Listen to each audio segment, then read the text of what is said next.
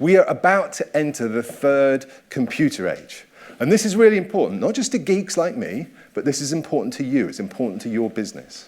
So the first computer age was a world of analog computers, and it was really personified by Charles Babbage, who famously tried to create the world's first analog computer. It's called the difference engine, or the analytical engine. He never completed that. It took the Science Museum until about 2006 to complete that. The second computer age is the world that we live in today. This is a world that you're all familiar with, right? This is a world of microprocessors, personal computers, and smartphones. But the problem we have with the second computer age is back to that old challenge about how we work. We still work like we're Victorians. We use that technology to replicate old-fashioned ways of working. The business processes, the laws we have, the way we even structure our organizations are all based on principles that were forged in the fires of the Industrial Revolution in the 19th century. And all we do today with technology is we use that technology to make those old working practices, those old business models, a bit quicker, a bit cheaper. This is not the gift of technology. The gift of technology is for us to do something fundamentally different. And that's where the third computer age comes in. And the third computer age is a world of artificial intelligence. It's a world of algorithms. It's a world of machine learning. You have to start to understand. I don't care what business you're in. I don't care what size of business you have. You have to start to understand that the impact of this third computer age changes everything. It changes everything in our lives. And here's a few reasons, right? So number one, we live in a world where actually we no longer program computers. We don't tell them what to do. They learn from us. And as a result of them being able to learn from us, we can build the most incredible services. These are things that will not just change how we relate to technology, they'll change how we relate to each other. They will even, in the fullness of time, change how we think about what it means to be human. This is a great example behind me.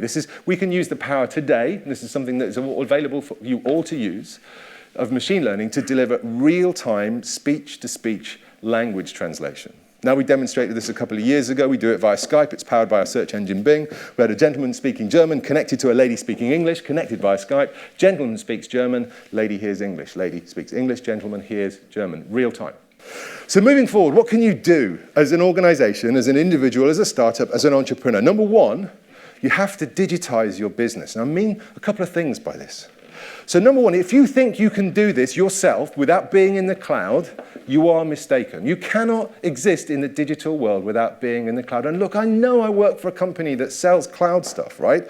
Actually, you are in a great position as part of your membership with the British Library. We make Office 365 available to you guys for free. It's something that I really encourage you to look up.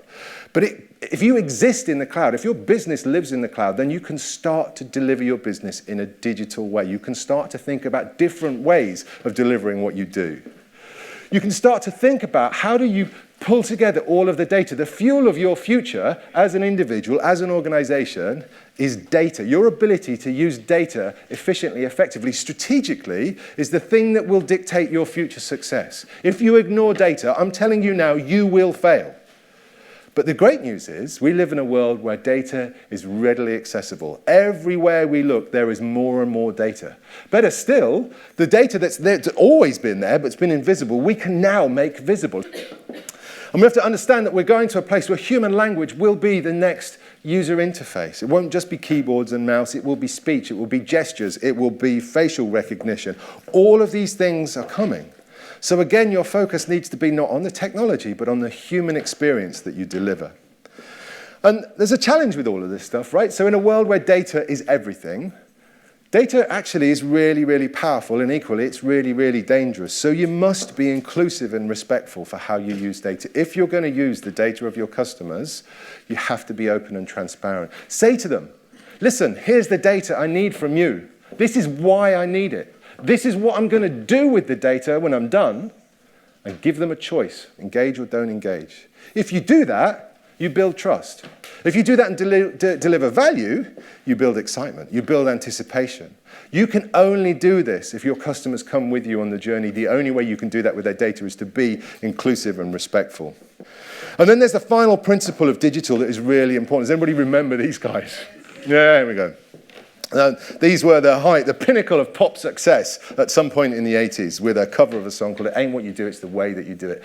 In a digital world, what you do, the product and service you do, is not special. I'm sorry to break it to you, it's not special. You offer me something that I could go any number of other places and get something close enough to it.